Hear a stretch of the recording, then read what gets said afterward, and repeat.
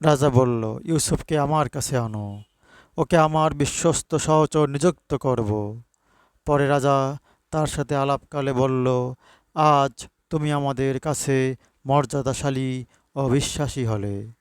ইউসুফ বলল, আমাকে দেশের কোষাধ্যক্ষ নিযুক্ত করুন, আমি বিশ্বস্ত রক্ষক ও অভিজ্ঞ। এভাবে আমি ইউসুফকে সে দেশে প্রতিষ্ঠিত করলাম। সে সে দেশে যথাইচ্ছা বসবাস করত।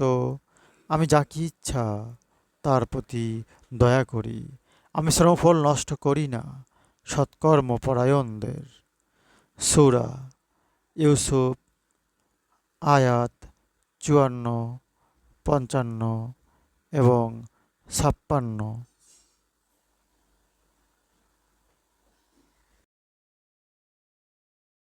হ্যালো বন্ধুরা, লাইক ও শেয়ার করো।